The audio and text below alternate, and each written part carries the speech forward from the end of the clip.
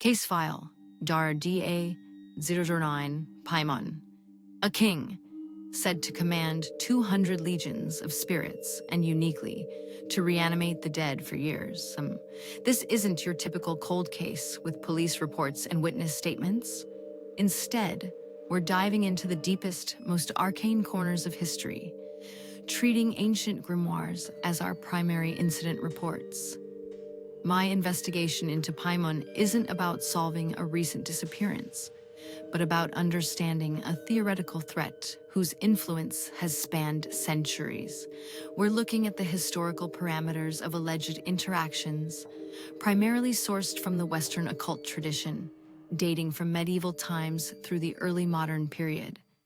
My focus is on the consistency and discrepancies within these forbidden texts, analyzing how such a powerful entity was described and purportedly controlled.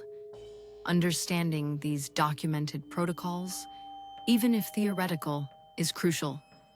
It's about discerning the foundational patterns of belief that have shaped our understanding of entities like Paimon, and how those patterns might manifest or be perceived in the modern world. Let's look at the documented incidents, or rather, the textual accounts. The Ars Goetia, our most detailed report, describes Paimon as the ninth spirit, a great king, most obedient to Lucifer. He appears as a man riding a dromedary, preceded by a host of trumpeters and musicians. This text claims he teaches all arts and sciences, reveals hidden things, bestows dignities, and grants good familiars. However, the Book of Abramelin presents a slightly different profile. Here, Paimon is listed as one of the 8 dukes, not a king, but with even more terrifying abilities. Knowledge of past and future, making spirits appear, and, most disturbingly, reanimating the dead for several years. Then there's the Liber Officiorum Spirituum, which notes his hoarse voice and unique command over fish.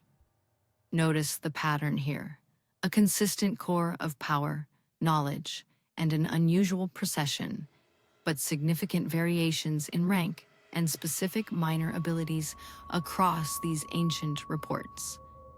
This suggests either different interpretations over time or distinct aspects of the entity revealed through different ritual lenses.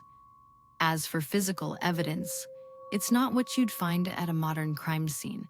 We're talking about the descriptions of ritualistic tools, the magic circle for protection, the triangle of art for containment, and the specific sigil of Paimon. While I can't put these under a microscope in a traditional sense, my sensitivity allows me to perceive the energetic intent woven into their very design, as described in the grimoires. These aren't just drawings, they are blueprints for interaction, steeped in symbolic power.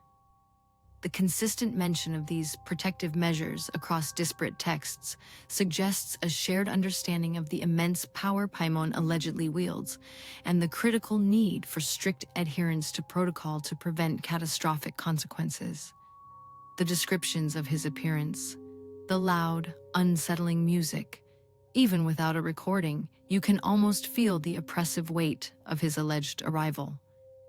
Synthesizing these ancient case files, we see a consistent portrayal of Paimon as a purveyor of forbidden knowledge and power, often at a steep, unstated price. His appearance is remarkably consistent across texts: the dromedary, the musical entourage, the hoarse voice. The protection methods are equally consistent: the magic circle, the divine names, the strict dismissal. What remains unresolved is the true nature of his legions. Are they truly fallen angels, or something else entirely? And the reanimation of the dead, while terrifying, raises profound questions about the limits of his power and the moral implications for any summoner. Based on our analysis of these historical documents, Paimon represents a theoretical threat level of extreme caution. While we have no active modern cases, the detailed accounts of his power and the strict adherence required for interaction suggests that any attempt to engage would be perilous. Our monitoring continues, not just of historical texts, but of how this ancient entity's lore might influence or manifest in the contemporary consciousness, perhaps in ways we have yet to fully understand. That's all for today's investigation into the shadows. If you want to dive deeper into the dark archives, make sure to subscribe to the Histo-T YouTube channel. Remember, knowledge is our best defense against the darkness, and I'll see you in the next archive. Stay vigilant